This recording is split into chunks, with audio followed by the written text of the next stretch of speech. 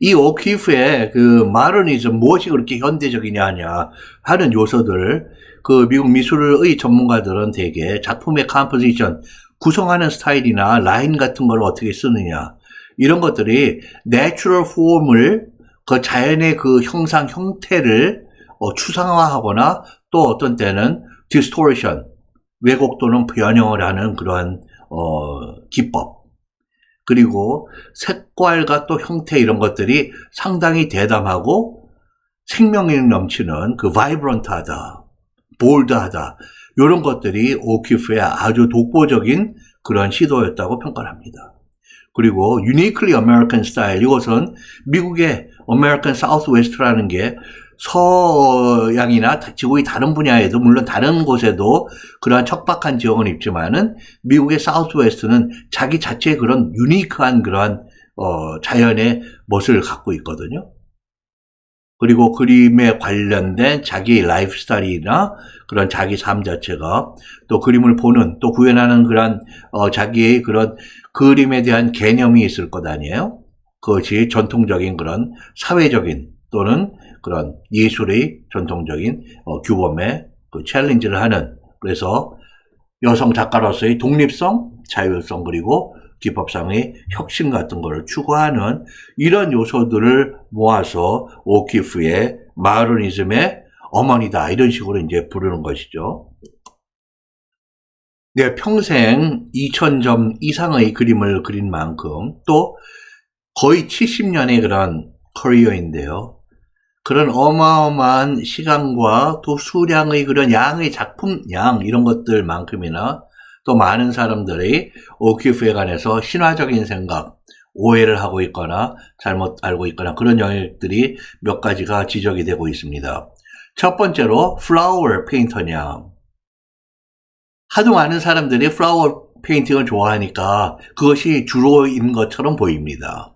그러나 그 2000여 작품 중에 약 200작품 정도가 플라워를 그린 그러한 작품으로 알려져 있습니다. 나머지는 그렇게 사막의 풍경이랄지 바위, 이파리들, 동물의 뼈,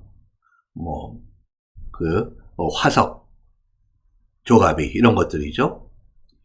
그러나 미술 애호가들의 그 최고로 사랑해주는 그런 작품들이 플라워 페인팅스에 많이 그렇게 선택을 하고 거래가 있고 사고, 그러니까 플라워 페인터처럼 느껴지고 많이 그렇게 불리는 거, 오킵 자신도 그다지 좋아하지 않은 그러한 내용입니다.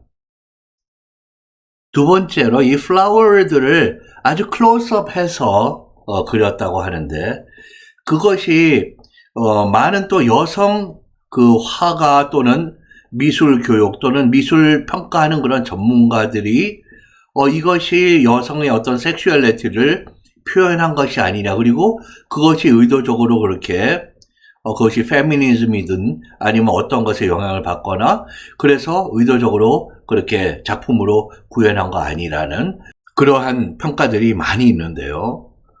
그래서 이 프로이드적인 그런 작품과 어떤 작가가 주로 표현하는 내용에 그런 어떤 성에 의해서 정신적으로 무의식적으로 구애를 받고 제한이 되고 압박을 받고 그거를 표현하는 그런 프로이드적인 해석을 오키프 자신은 단적으로 이것을 부인을 했다는 것입니다.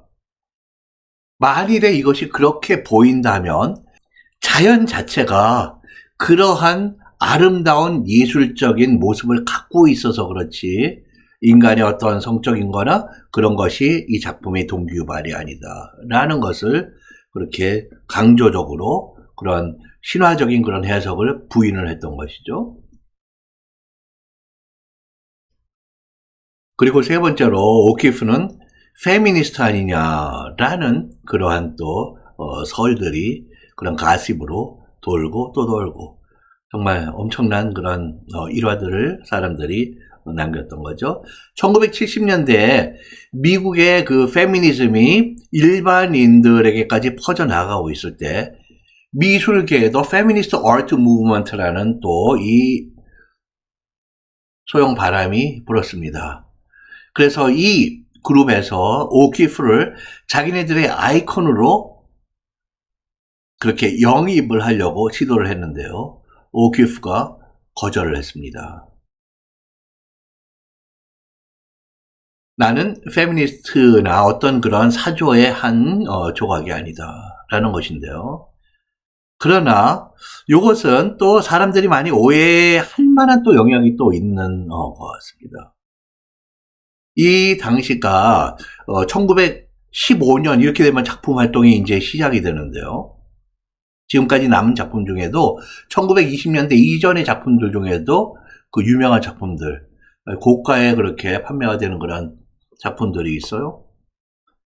절대적으로 남성들이 소위 영어로 male dominated 그런 society, 그런 세계죠. 남성이 주도하고 지배하는 그런 데서 오키프의 행동과 삶은 여성의 주체성, 독립성, 자율성, 여성이 혁신하고 자기를 그러한 혁신, 그런 것을 구현하는 데 맞춰져 있었습니다. 그래서 후대의 젊은 여성들이나 여학생들까지도 오키프 같이 나는 당당한 그리고 전문적인 어떤 일을 할래. 그런 후대 여성들의 인스피레이션이라고 그럴까요? 그리고 자기 자신이 여성 작가다. 그래서 woman artist라든지 이런 식으로 불리는 거 아주 싫어했고요. 그래서 prefer to be called 뭐로 불리기를 좋아했느냐? just an artist. 나 그냥 미술 작가야, 화가야. 그렇게 불러달라고 주문을 한 것이죠. 그래서 그 다음에 보시면 she didn't want to be one of the best woman painters. 최고로 꼽는 여성 화가로 불리기를 그런 사람이 되기를 원하지 않았다. She wanted to be one of the best painters. 그냥 남녀를 통틀어서 최고의 화가가 되기를 바랐다라고 하는 그러한 오랜 동안의 그 오키프의 아마도 남성 친구로 많은 사람들이 여기는 그런 후안 해밀턴의 증언이 있습니다. 이것은 어떤 인터뷰에서 아주 유명한 그 잡지에 소개가 되기도 했는데요. 여기 지금 약간의 정보를 써드렸습니다. 그래서 여성의 그 independent spirit, 독립적인 정신, 기백을 강조하고, 그리고 이 남자들은 수많은 여성들을 사귀고 또 이런저런 유형의 그런 관계를 맺고 하는데 왜 여성은 남성에 대해서 그렇게 할 수 없냐라는 그런 질문을 던지곤 했습니다. 그래서 그 다음에 이렇게 내가 여성으로서 남자를 또 내 인생에 또 하나 갖는다면 그것이 왜 충격적인 일이 되어야 되느냐 라는 그런 반문을 한 것이죠.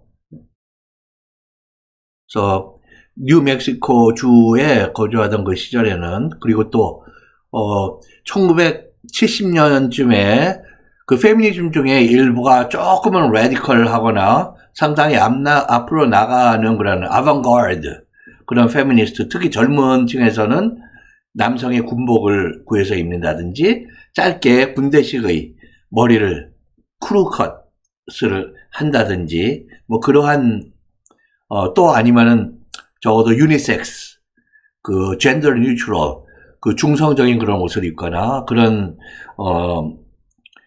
그런 또 하나의 유행이 그 페미니즘의 한 부류에 있었는데요. 오키프는 나이가 든 연세에도 그러한 중성적인 옷을 선호해서 입고 그것이 나에게 psychological space, 심리적인 여유 공간을 주고 그리고 sexual freedom, 성적인 그런 자유를 준다라는 그런 표현을 하곤 했던 것이죠. 그래서 이렇게 페미니스트 무브먼트에서 당신 우리 그룹의 아이콘이 좀 돼봐. 홀마크, 상징이 돼봐. 근데 거기는 거절했지만은 자기가 구현한 삶의 발자취는 이 오키프가 상당히 그 의식적이든 무의식적이든 상당한 그 페미니스트와 오버랩이 많이 되고 어떤 부분은 그 중에 또 앞서가는 그런 모습을 스스로가 그런 발자취로 보여준 그런 경우라고 하겠습니다. 그리고 오키프의 또 이것은 무슨 한 사람의 그런 이성의 그런 관계를 들여다보고자 하는 것을 뛰어넘어서 오키프가 그런 just a painter 또는 artist로 간 길에 남자 한 두 분이 어떠한 커리어의 발전이라든지 어떤 안정적인 모습들이 구현되는 그런 경우들이 있었어요. 첫 번째로 남편이 되었던 알프레드 스티글츠입니다. 대단히 유명한 그런 사진 작가이고요. 1946년에 스트로크, 뇌졸중으로 사망한 그러한 불운이 있는데요. 50년 동안 아주 그렇게 명성이 있는 그 포토그래퍼로 활동을 했어요. 그래서 사진이라는 게 그냥 사진을 찰칵 찍는 게 아니라 이거 예술이고 세상과 인생에 대한 해석의 그런 것이 작품으로 구현이 되는구나 라는 이 포토그래피가 아트폼이 될 수 있다는 것을 사람들에게 깨닫고 인식하게 만든 사람이 바로 이 남편 스티글리츠입니다. 오키프를 1915년 16년에 만나서 1924년에 결혼을 하게 되고 남편이 죽을 때까지 이제 결혼 상태를 유지했는데요. 이 남편이 오키프를 무명의 그냥 혼자 그림 그리고 있는 젊은 여성을 발굴을 해서 전시회를 열어주게 됩니다. 그리고 전시회를 하고 홍보를 하고 그리고 결혼을 하고 상당히 오키프가 그런 물론 재능이 대단한 분이죠. 그러나 남편의 그런 저명한 스튜디오를 몇 개를 갖고 있는 그런 사진 작가의 도움을 현실적으로 많이 그런 어떤 스테빌리티, 그런 안정성을 쭉 갖는 데에는 상당히 그런 커다란 그런 긍정적인 요인으로 작용을 했던 것이 아마 사실일 것입니다. 그래서 오키프가 이 스토리를 들으면은 밥 딜런이 뉴욕을 가서 존 바에즈의 존 바에즈가 어마어마한 부나 다른 것을 갖지 않았다 하더라도 먼저 그래도 뉴욕에서 나름대로의 그 팔로잉을 가졌던 그러나 미네소타주에서 처음으로 막 대학 한 학기 마치고 뉴욕이라는 그 휘황찬란한 도시에 와서 어리둥절하게 있는 밥 딜런을 많이 챙겨주고 평생 동안 오랜 동안 그렇게 마음속에서 가졌던 그 두 사람의 관계가 떠오릅니다. 25,000통의 그 사랑의 love letters를 두 사람이 교환을 하면서 그런 남긴 대단한 그런 사랑의 역사. 근데 여기에도 또 많은 사람들이 또 여러 가지 이야기를 남게 되죠. 이 스티글리츠 이 남편이 23살이 연상입니다. 그러니까 거기에 비하면은 오키프는 상당히 훨씬 그런 어린 그러한 여성이고요. 그래서 처음에는 결혼 생활 중에 이 오키프를 발굴해서 홍보하고 그런 거예요. 일부는 또 누드 사진도 찍고 무척 많은 그런 뒤에 소리들이 따라다녔죠. 그래서 이성으로 그런 어떤 가까이 즐거운 시간을 갖는 그런 플로테이션 시간, 그리고 결혼한 사람이기 때문에 이 스티글리츠가 그런 어떤 어페어라고 불리는 소위 물론의 그런 관계, 그러다가 이혼을 하고 결혼을 하게 됩니다. 이런 부분들이 많은 사람들이 전통적인 가치관으로 지탄까지도 하게 되는 그러한 부분이죠. 그러나 이 결혼이 또 나중에는 스티글리츠가 상당히 또 자유분방한 그런 구석들을 보이면서 힘든 그런 상황들이 또 벌어지는 때가 여러 번 있었죠. 그리고 46년에 이렇게 뇌졸중으로 세상을 떠난 남편 이후로 49년이면 뉴멕시코로 완전 정착을 하게 됩니다. 그러면서 73년부터는 그 전에도 일단은 자기 그 스튜디오에서 어시스턴트를 또 몇 명 그렇게 도움을 받으면서 스튜디오에서 정착해서 살고 작품 활동을 하게 되는데요. 그 중에 이제 오랜 동안 지속이 된 그 젊은 남성이 바로 존 브루스 후안이라고 불리는 일종의 닉네임처럼 해서 부르는 것이죠. 해밀턴입니다. 58세의 이제는 이 오키프의 연하의 남성입니다. 이 친구는 20대고 오키프는 이제 73년 거의 뭐 80대 후반 이 정도를 보게 되는 것이죠. 네. 이 해밀턴은 직업적으로는 도예를 하는 그런 젊은 친구였고요. 그리고 그 오키프를 만나기 바로 전에 와이프가 또 다른 남자랑 만나서 도망을 쳐버린, 그래서 졸지에 이제 혼자가 된 그러한 참 불운한, 개인적으로는 그런 슬픈 청년이었는데요. 우연히 여기에 돈도 떨어지고 이제 갈 데가 없다 그래서 일감을 뭐 허드렛 일이라도 하려고 스튜디오에 잠깐 노크를 하고 발을 들였다가 오키프와 인연을 맺어서 집 주변 그런 풀꽃 뭐 그런 것들 정리, 가든 정리, 스튜디오 안에 그런 소품 아니면은 뭐 물감 재료 이런 것들 정리, 그리고 나중에는 또 나와서 그런 오키프의 개인사의 서류나 이런 것들 정리. 이 오키프가 또 중요한 그런 여행을 멀리 가거나 그럴 때 여행에 동행도 하고, 또 오키프에게 이 친구가 그 파로리 아트도 또 몇 수 가르쳐 주고, 그리고 자서전 한번 써봐라 라고 해서 오키프가, 조지아 오키프라는 1976년에 자서전이 나오는데 그 자서전을 쓸 수 있도록 격려해주고 도와준 그러한 젊은이입니다. 오키프가 그렇게 86년에 그렇게 세상을 떠났을 때 13년이 된 거죠. 두 사람이 이제. 그래서 이 해밀턴은 이 스튜디오 하우스 안에 들어와서 리브인 그런 어시스턴트로 그 집 안에 들어와서 거주를 했던 그런 젊은이입니다. 놀랍게도 이 오키프가 죽을 때 유산을 남기는데요. 이 뉴멕시코에 가지고 있던 집 두 채 모두뿐만 아니라 전체 재산 7천만 달러의 대부분을 이 해밀턴, 이 58세 연하의 어시스턴트에게 주고 세상을 떠납니다. 이래서 또 오키프의 지인 친척들이 이거 사기다, 이 유언 이거 다 가짜다 해서부터 수많은 각도에서 이제 고소를 하고 이 식구들과 아수라장이 되는, 그래서 해밀턴이 자기가 오키프에서 받았던 그 돈의 상당 부분을 다시 돌려준, 내가 오키프 이분이 준 돈으로 내가 평생 먹고 사는 그런 거렁뱅이가 내가 아니다. 그런 또 그 뭐라고 할까요? 돌려준 그런 일이 있었는데요. 또 하나 일하는 1978년에 이 해밀턴을 아직 뭐 무명이죠. 대학 다닐 때 그걸 좀 만져봤다 뭐 이런 수준이니까.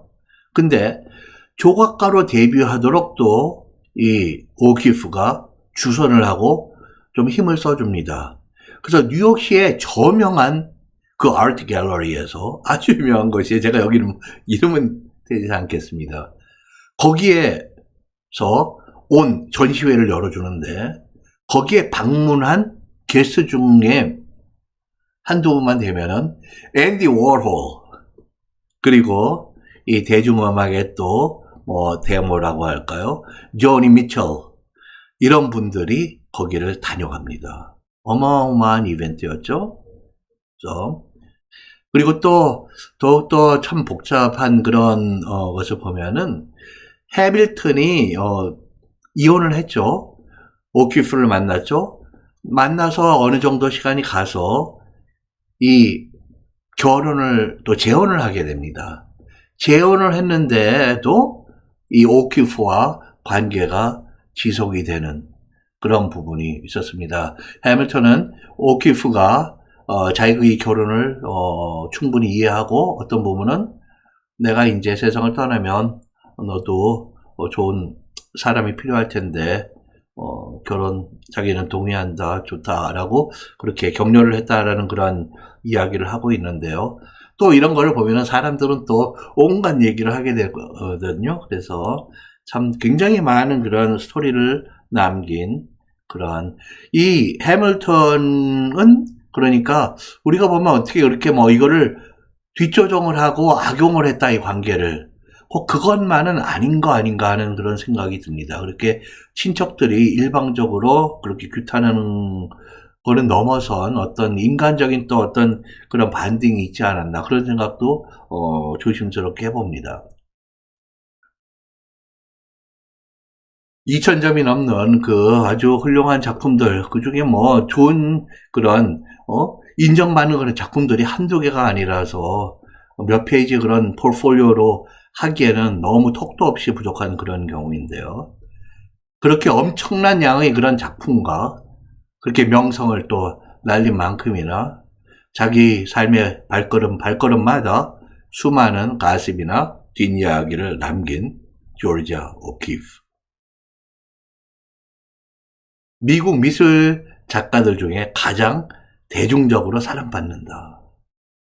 그래서 미국 사람들이 평범한 미국 사람들이 이 사람의 오키프의 지금이 언제인지 아직까지 그 birthday 파티를 하고 있고 모여서 꼬맹이들도 모여서 오키프의 무슨 그림을 모방을 해서 그리는 그런 뭐 행사를 해본다든지 거기서 인스파이어 돼가지고 그리고 뭐 대학가나 아니면 박물관이나 갤러리에서 강의나 축제를 한다든지 이런 활동이 아까 그 건축가 한번 말씀드렸죠.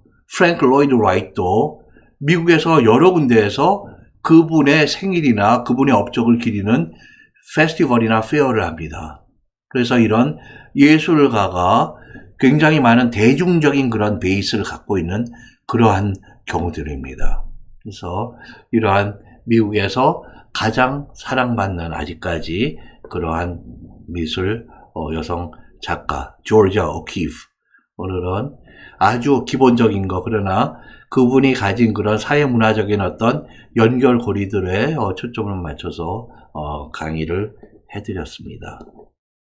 오늘 또 길어진 강의 시청해 주셔서 감사드리고요. 오늘 강의와 또 관련이 있는 저희 다른 강의, 미국의 페미니즘이라는 그런 강의가 있습니다. 그리고 여러분들 아시죠? 태미 원넷의 노래 Stand by Your Man.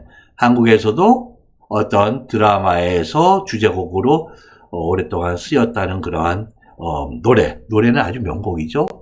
사실 그 노래에 담긴 그런 남성에 대한 여성의 그 관점이 굉장히 그 여성 비하적인 그러한 그러니까 페미니즘 직전까지의 여성이 남성에 대해서 subordinate 그런 종속적인 그러한 시대의 마지막 그러나 노래는 엄청난 그 성량 발륨과 그 노래하는 테크닉으로 정말 컨트리 음악의 중요한 상들을 그 시대에 확 휩쓸었던 그런 노래죠. 네, Stand by Your Man.